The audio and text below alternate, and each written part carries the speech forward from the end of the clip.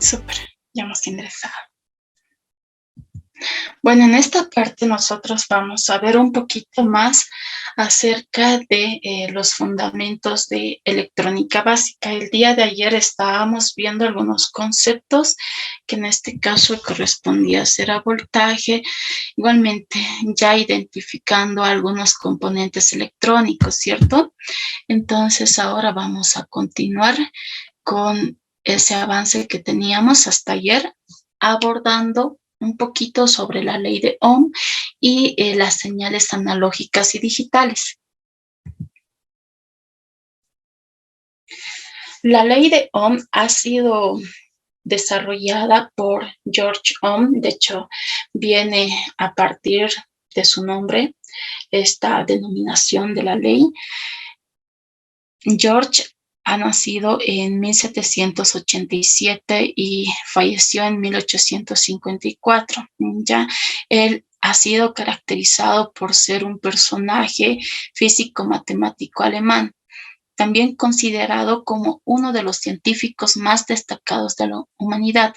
Su principal aportación es precisamente esta ley y las áreas en las cuales él se desenvolvía durante su trayecto profesional ha sido principalmente la física y matemática, desarrollando en este caso la formación de profesionales dentro de la Universidad de Múnich.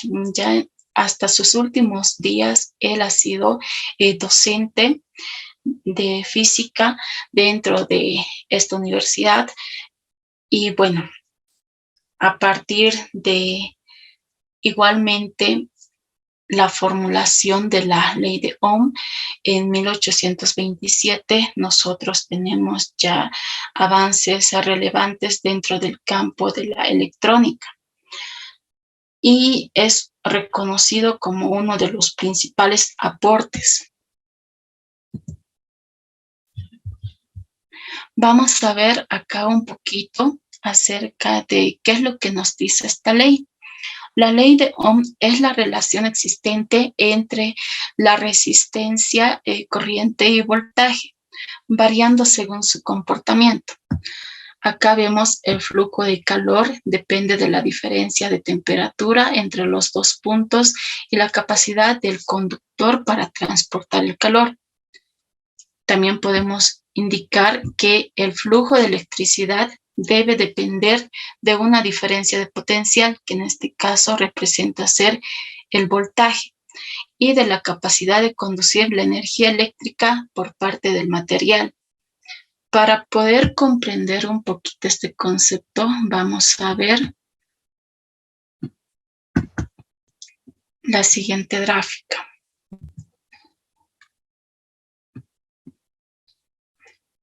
Bueno, este es un ejemplo sencillo que representa una explicación del comportamiento que tiene la ley de Ohm, donde podemos ver dos estanques de agua. En este caso, en la primera figura, que es esta de acá, vemos que hay una diferencia de altura en el estanque ubicado del lado derecho.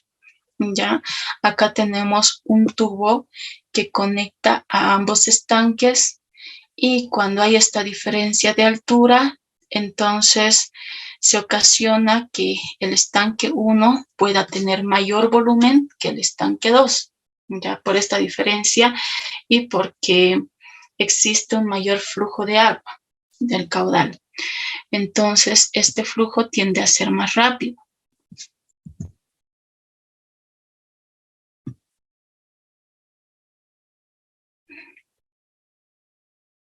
De ello podemos llegar a la conclusión que el flujo de agua va a ser directamente proporcional a la diferencia de altura. ¿Qué quiere decir? Que mientras más arriba esté, en este caso, el estanque ubicado en el lado derecho, va a haber mayor flujo de agua y va a tender a ir con mayor velocidad al tanque que está ubicado en el lado izquierdo, ¿cierto? Entonces, el flujo de agua va a ser inversamente proporcional a la delgadez del tubo. Ese es otro dato. ¿Por qué? Porque si nosotros variamos el grosor de el circuito que nos conduce el agua de un tanque a otro y lo volvemos más pequeñito, ya no va a haber la misma cantidad de agua que fluía cuando yo tenía un tubo mediano o en caso de que yo colocase un tubo más grueso, donde el agua va a fluir más libremente y va a terminar de ir el agua que está en el estanque derecho al izquierdo con mayor rapidez.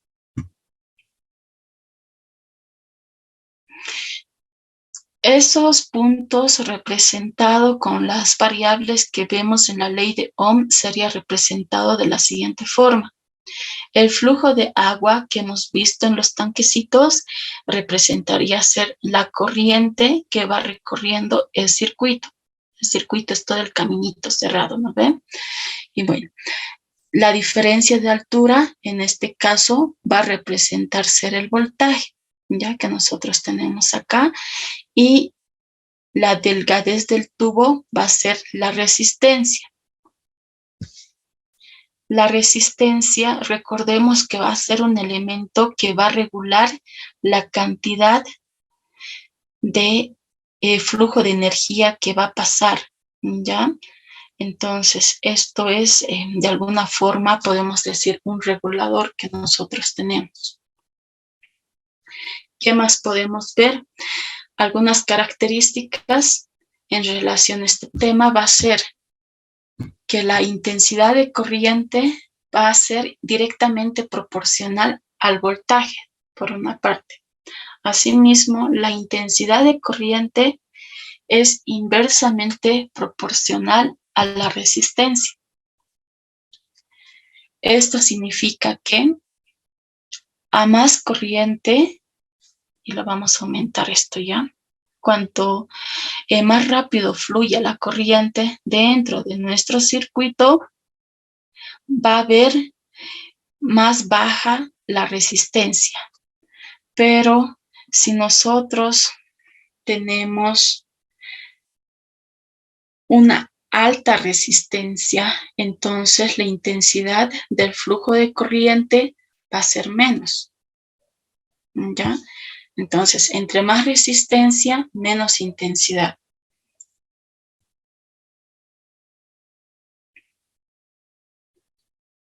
Y para explicarlo un poquito más, que cómo se comportan estas tres variables, yo se les he colocado acá tres muñequitos que ayudan en esta interpretación. ¿Ya? Ahí le podemos ver tanto a la intensidad, al voltaje y a la resistencia. La resistencia es interpretado con ohmios, ¿ya? Su unidad de sistema internacional. El voltaje, que es la diferencia de potencial, la unidad del sistema internacional va a ser voltios, V en este caso. La intensidad en amperios y con una A en símbolos que nos facilitan. Ahora, de acá nosotros podemos ver, para empezar, cuando hablamos de voltaje, hacemos alusión a la fuerza que tiene esta energía eléctrica. La intensidad, la velocidad con la que va a circular la energía eléctrica dentro de nuestro circuito. Y la resistencia, y aquí está mi muñequito, interpretando la resistencia. La resistencia va a ser el villano, en este caso, que le vemos de color rojo, que representa ser la oposición al paso de energía eléctrica. Ya es por eso que le está jalando con una cuerdita a nuestro muñequito verde, que en este caso quiere pasar al otro lado. ¿Ya? Ahora, nos toca aplicar estos conceptos en la siguiente gráfica que vemos. Para ello voy a solicitar su participación.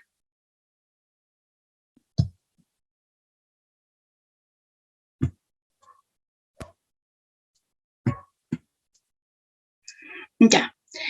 En este caso, la altura, ¿qué representaría ser? La intensidad. No. El voltaje. El nivel del agua. Eso.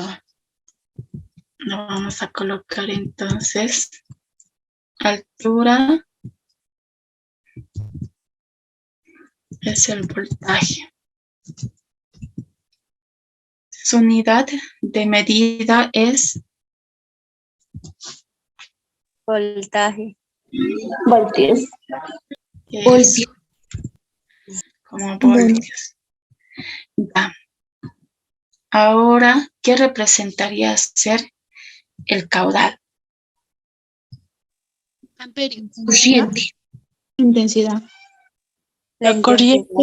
Corriente. Ya, súper.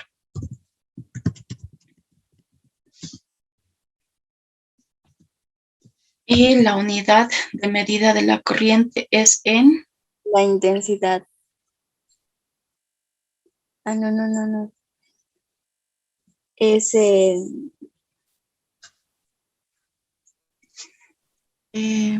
Amperios. Imperio. ya, súper. Amperios. Y el ancho del tubo, que en este la caso intensidad. La resistencia. La resistencia. ya, súper. Es el villano, ¿no ven? El muñequito. Su unidad de medida es en Ohmios. Ohmios. ya está este ejercicio resuelto. Pasemos al siguiente. En este otro ejercicio vamos a ver un tanque que tiene un volumen y bueno, también vemos en este caso una manguerita a través del cual se conduce el agua que está fluyendo. ¿Ya? La resistencia representaría ser la manguerita. En este caso estamos viendo también al caudal, en este caso es la corriente y el voltaje, ya similar al otro ejemplo. La pregunta del millón: ¿qué pasará si se incrementa el voltaje?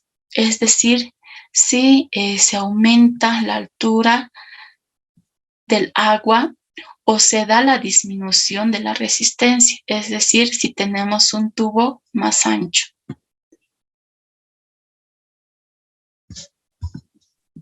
Mayor intensidad. En el primer caso, mayor intensidad cuando se incrementa el voltaje. ¿Ya? Y cuando se da la disminución de la resistencia, es decir, colocamos un tubo más ancho, ¿qué pasará?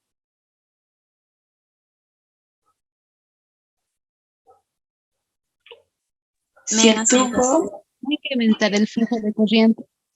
eso, aumenta el flujo de corriente, a tal grado que incluso la persona que está agarrando la manguerita llegaría a soltarla, ¿no ve? Incluso mojarse con el agua. ¿Ya? Bueno, ahora pasemos a el ejercicio número 3. Ya en este caso tenemos una pileta y bueno, aquí tenemos la manguerita, que es nuestro medio de transporte del agua, y como está yendo hacia un solo lado, ¿qué tipo de corriente sería?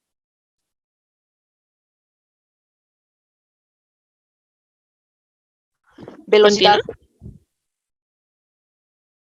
Sí, pero ayer hemos visto dos tipos de corrientes, ¿no ven? Que se Continua. pueden dar. Ya, Corriente bien. continua. Muy bien. En una, recuerden que hemos Corriente dicho que continua. va a un solo lado, ¿no ven? Y cuando va en dos lados es otro tipo de corriente. Súper. Alterna. En caso de que variáramos, sería. Ya. En este caso, ¿cuál va a ser nuestra fuente de energía.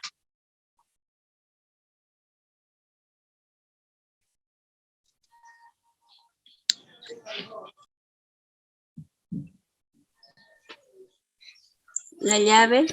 La llave del agua. Ya.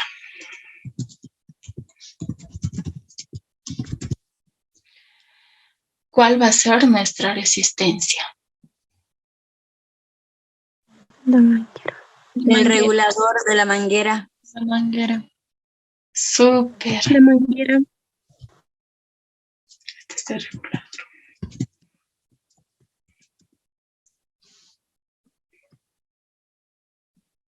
¿Y la manguerita qué va a resultar ser?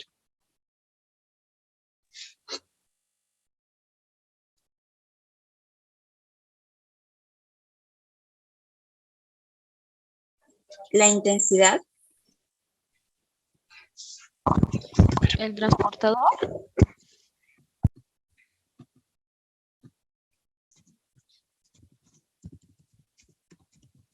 Voltaje. Ujú.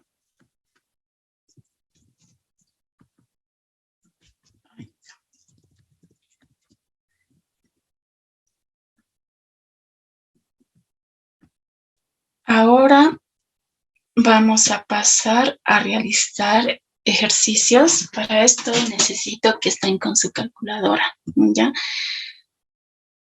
Dentro de la ley de Ohm empleamos las siguientes formulitas. Para poder facilitarles, hay estos triángulos que nos ayudan. ¿En qué consiste? En que si yo coloco mi manito aquí y le tapamos la B, entonces el voltaje va a ser igual a intensidad por resistencia, ¿ya? Si yo coloco mi manito aquí, la intensidad va a representar ser voltaje dividido entre resistencia. Ahora, si yo coloco mi manito sobre la resistencia, puedo deducir que la resistencia es igual a voltaje sobre la intensidad, ¿ya?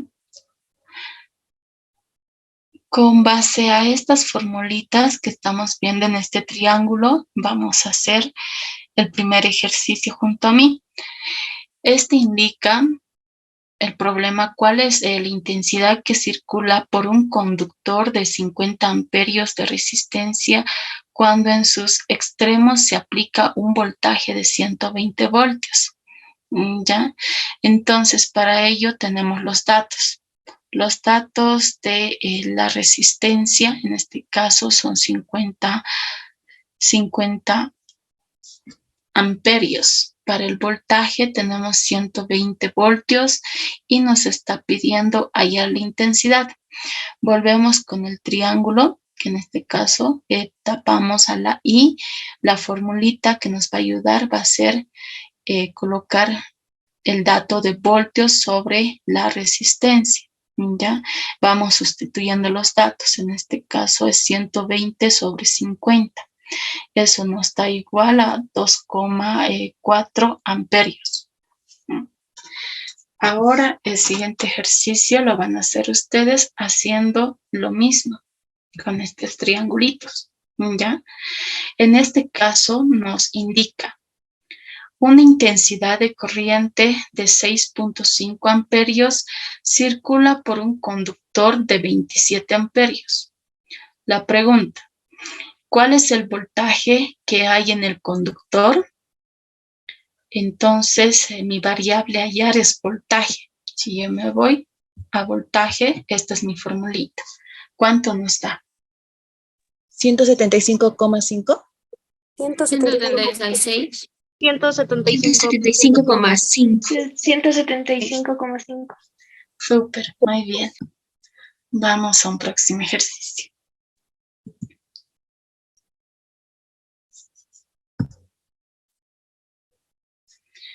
Este otro ejercicio dice así: a través de un circuito eléctrico circula una intensidad de corriente de 2,4 amperios con una diferencia de potencial de 120 voltios. La pregunta: ¿Cuál es el valor de la resistencia eléctrica? Entonces, acá la formulita va a ser esta. ¿Cuánto nos da el resultado? 50. 50 ohmios. 50. 50. Súper, 50 ohmios. Ok. Ahora, en base a lo que hemos practicado aquí, en casa van a realizar 2 ejercicios adicionales que corresponden a su actividad. Ya se les estoy dejando junto con su amigo Búho. Él es el que da las tareas. Así que cualquier cosa lo reclaman a él ya. Bueno, ahí están 2 enunciados que tienen que resolver. Eso es la primera actividad que tenemos para esta sesión. Ahora vamos a pasar a ver lo que viene a ser las señales analógicas y digitales, que es otro de los términos que nosotros vamos a ir identificando también en el camino. ¿Ya? Para ello, por favor, igual lo mismo de siempre, vayan tomando apuntes del videíto.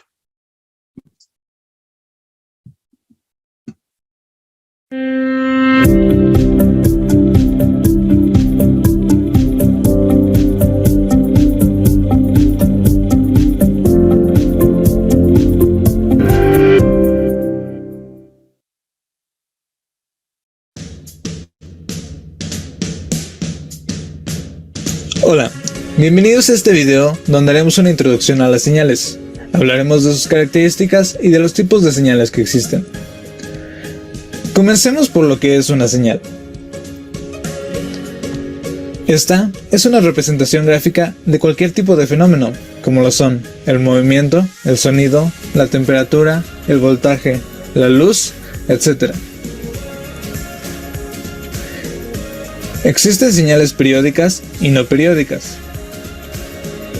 Las primeras, como lo dice su nombre, repiten su forma de manera continua y están conformadas por amplitud. Es la distancia entre el punto más alejado de una onda y el punto medio o punto de equilibrio.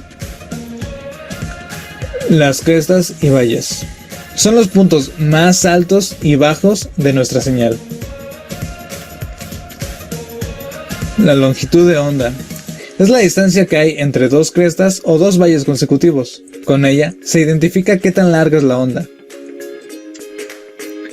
Periodo es el tiempo que tarda en cumplirse un ciclo. Se mide en segundos, en este caso 0.1 segundos. Frecuencia es el número de ciclos en un segundo. Su unidad es el hertz, por lo tanto es el inverso del periodo. Ahora que ya sabemos cómo son las señales periódicas, pasemos a las no periódicas. Como quizá ya lo habrás imaginado, no tienen una forma que se repita. Aquí un ejemplo.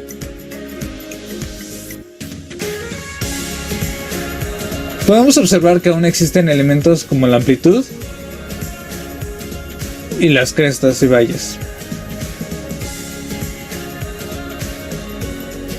Existen 2 tipos de señales, las cuales son analógicas y digitales. Las primeras son señales producidas naturalmente por cualquier tipo de fenómeno físico. Son continuas en el tiempo y además la amplitud puede tener cualquier valor. Hay quien dice que sus valores de amplitud son infinitos. Este tipo de señales se pueden contar en instrumentos musicales, cámaras fotográficas y de video, sonidos en el ambiente, etc.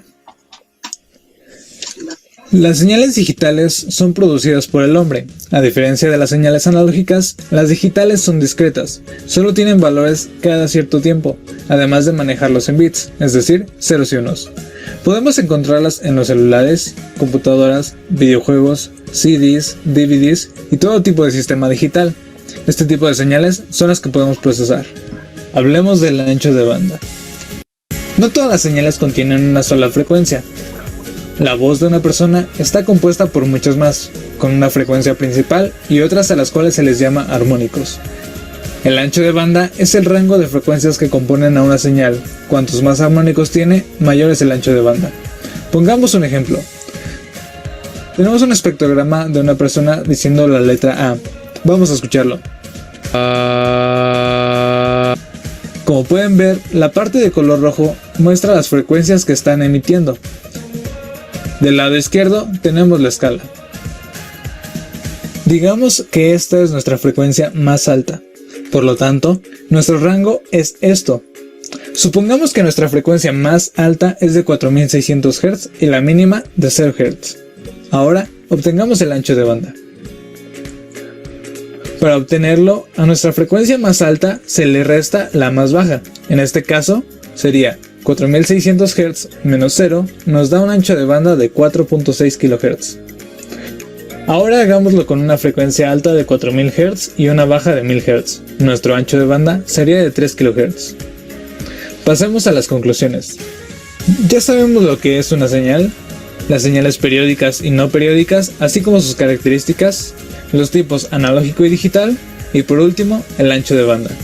Espero que este video te haya ayudado a comprender un poco más sobre las señales. Esto es todo por mi parte, gracias.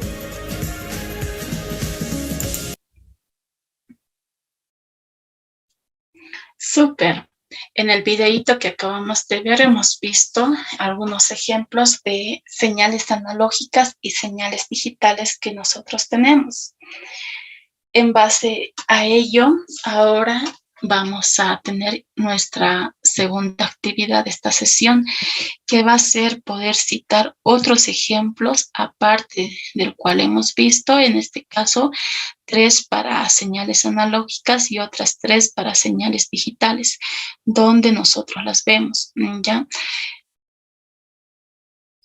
Y con ello esta partecita ya estaría concluido. La siguiente sección está más orientado a poder reforzar el avance de nuestros proyectos finales que tenemos. Hasta las 2 sesiones que hemos desarrollado, hemos visto en la primera un componente que era la innovación social, que era un sellito personal, algo que distingue nuestra idea del resto. Después, en la segunda sesión, hemos visto de un método que nos permite crear ideas originales, que era el design thinking, ¿cierto? A partir de ello, nosotros ya estábamos estructurando un par de pautas para ir puliendo qué es lo que queremos hacer. Ahora, en esta parte vamos a ver un poquito más en relación a el árbol de problemas, que es igual un método que nos ayuda a poder aterrizar la idea que tenemos para que en función a ello nosotros planteemos una solución.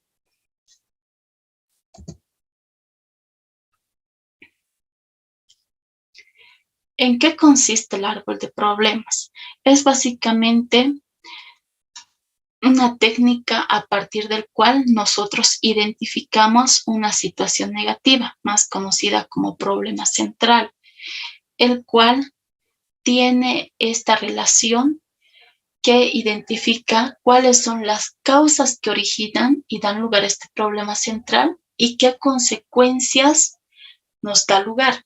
Esas consecuencias van a ser, en este caso, las ramitas de nuestro árbol.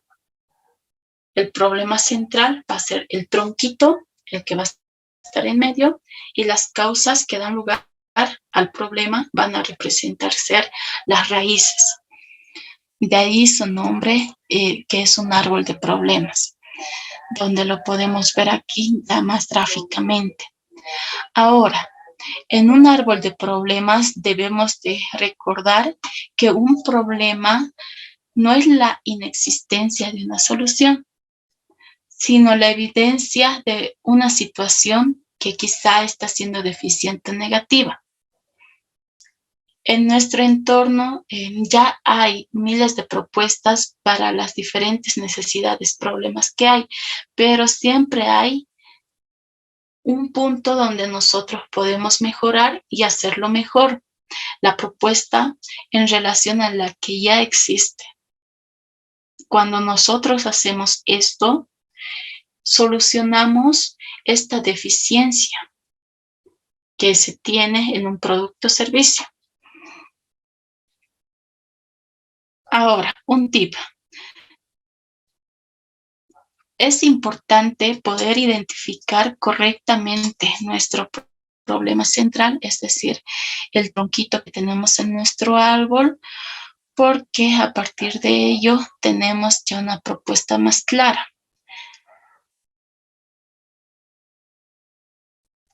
¿Qué pasa? Usualmente cuando nosotros realizamos la formulación de nuestro árbol de problemas, incurrimos en poder citarlos incorrectamente o no poder identificarlos como debería de ser. Acá vemos algunos ejemplos. Una forma incorrecta sería: hace falta un centro de salud. Cuando nosotros citamos como hace falta, la falta de algo no va a representar ser un problema, pero es distinto cuando nosotros lo convertimos esta frase y lo citamos correctamente e indicamos: existe una alta morbilidad. ¿Ya? Otro ejemplo de ello podemos ver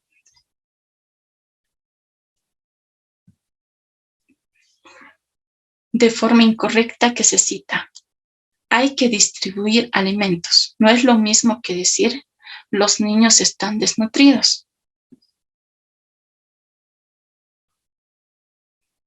Cuando citemos nuestro árbol de problemas, tenemos que recordar que en vez de decir la ausencia de algo, podemos citar deficiente, reducido, limitado, ¿ya? Para no incurrir en este uso del término falta. Y aquí van a ver ustedes en el listado otros ejemplos más de cómo sería mejor citarlo. Acá el principal error que se comete en la primera columna, si se dan cuenta, es poder describir a nuestro problema central como la falta de algo, ya sea falta de fondos, falta de liderazgo, falta de mayor capacitación o no hay rehabilitación. ¿Ya? Y aquí, por el contrario, en la segunda columna podemos ver cómo sería la forma correcta de poder citarlo. En base a ello, a continuación vamos a ver igualmente un pequeño ejemplo que nos muestra la identificación del problema central, que en este caso es la alta tasa de enfermedades en la localidad. Ya acá, si ustedes quieren, incluso pueden ser más específicos, ¿ya? La alta tasa de enfermedades en el área urbana de La Paz, Bolivia. Esto ya está más localizado y tiene de forma más definida el alcance de nuestro problema cuando hacemos esto. En esta parte hemos dicho que vamos colocando las causas. Según este ejemplo, se produce una alta tasa de enfermedades en la localidad. ¿Por qué? Porque hay malos hábitos de higiene. ¿A partir de qué se origina? A partir de la ausencia de la educación en higiene. ¿Qué causa más origina esta alta tasa de enfermedades? Un deficiente acceso a centros de salud, que se da a raíz de vías a centros vecinos en malas condiciones por una parte y porque no hay atención en la localidad. Esta alta tasa de enfermedades también es dado a causa de la contaminación que hay en el lago. En este caso hará alusión a la fuente que consumen sus habitantes de una región. ¿Ya? También habla de que otra causa va a representar ser el ambiente contaminado e insalubre, presentado principalmente por la inexistencia de alcantarillado y el mal manejo de los residuos sólidos. ¿Qué consecuencias va a dar todo esto? Por una parte, va a haber una alta tasa de mortalidad, es decir, que va a haber más personas que van a morir por enfermedades que se van a transmitir, ya sea a través del agua, que deriva de estos malos hábitos de higiene. ¿Ya?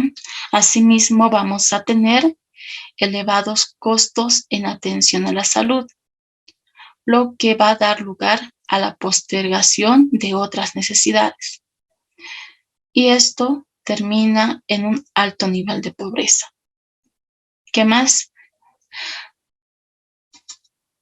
Va a haber una mayor inasistencia laboral, que indica mayor costo de producción, menor rendimiento. Ahí vemos igual mayor inasistencia y repitencia escolar, ya que igualmente tienen otras consecuencias y al final todas ellas terminan en un alto nivel de pobreza, como una consecuencia más global. Ya. Entonces, vamos a hacer nosotros con el problema que hemos identificado en nuestra comunidad el mismo ejercicio. Vamos a colocar en esta parte nuestro problema central, en la parte de abajo, que son las raíces de nuestro árbol, cuáles son las causas que dan lugar a nuestro problema, a partir de qué se origina mi problema. Y aquí van a ser qué consecuencias se da por la manifestación de este problema. Y esa es su tercera actividad que van a tener que hacer ya avanzando un poquito más con su proyecto.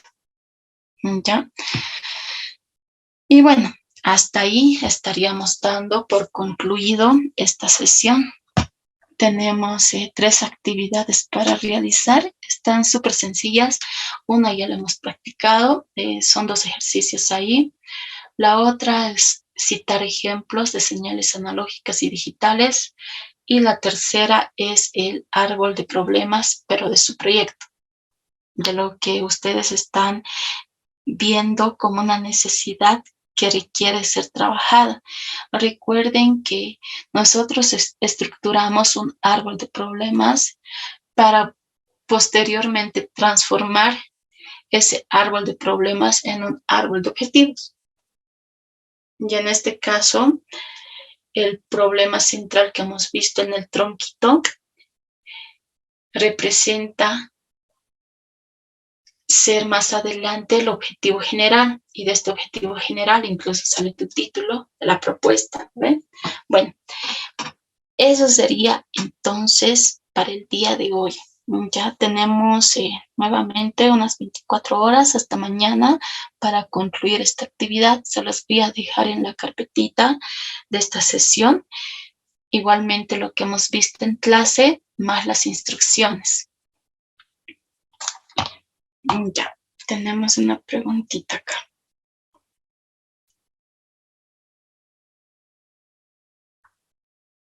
Alguien está levantando su mano, luego la bajo. Dudas, preguntas, aprovechen.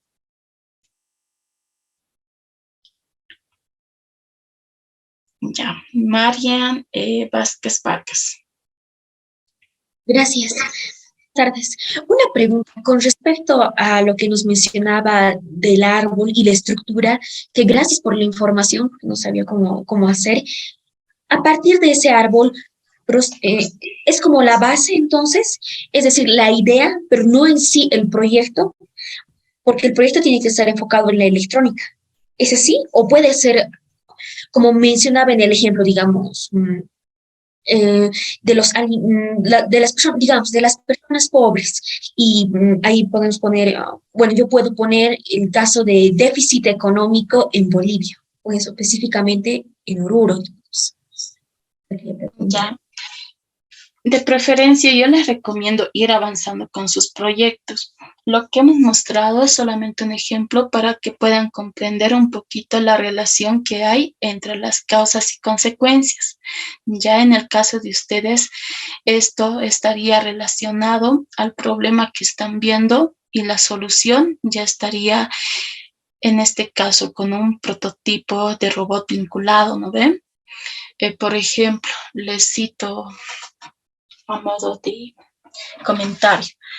En la anterior versión, con el grupo que estábamos, han trabajado diferentes problemas. Unos eran más vinculados a la parte social.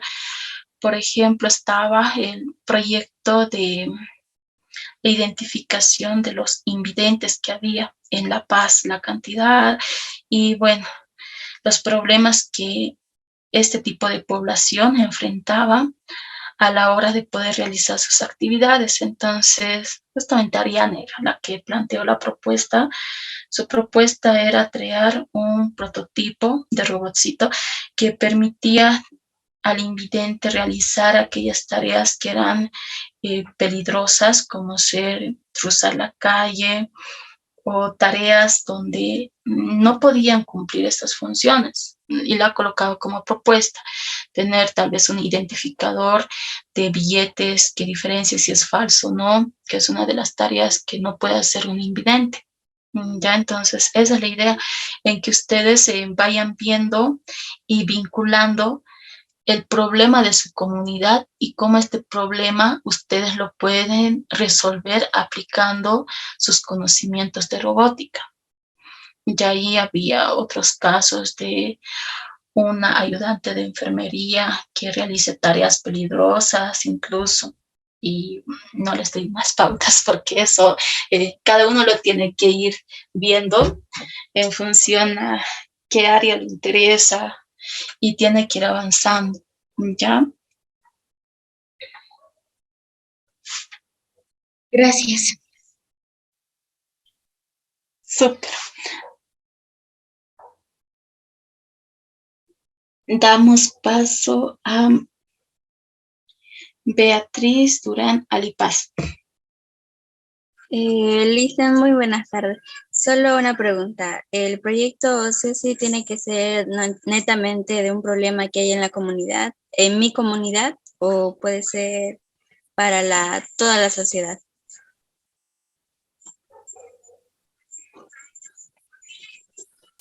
Te recomendaría que sea aterrizado en un punto en particular para de esta forma incluso tú tengas mayor facilidad para identificar tus problemas y qué consecuencias tiene.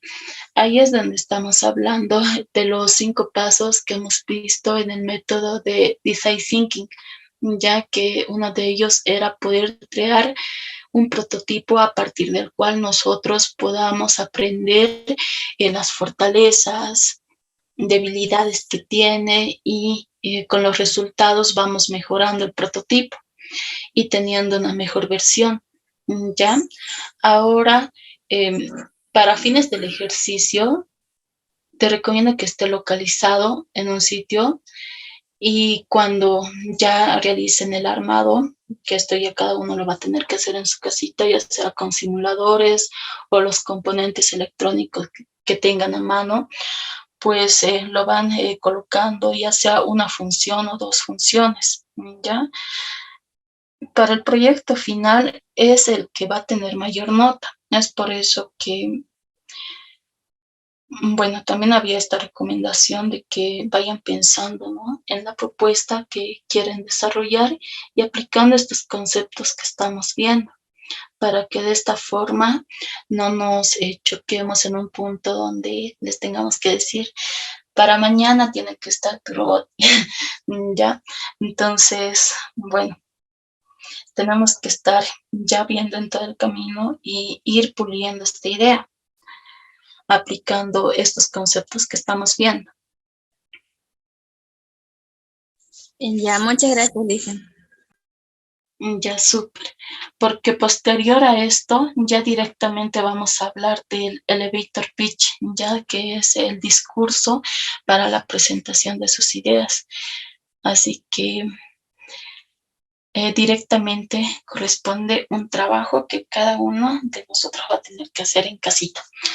Ya, damos paso a Kat Kisbert. Si no hay más preguntas, terminamos la sesión con esto. Ya, en este mismo momento yo lo voy a subir este material a la carpetita para que ustedes puedan comenzar a realizar los ejercicios y nos veríamos directamente mañana. Cuídense mucho y tengan un buen resto de jornada. Nos vemos.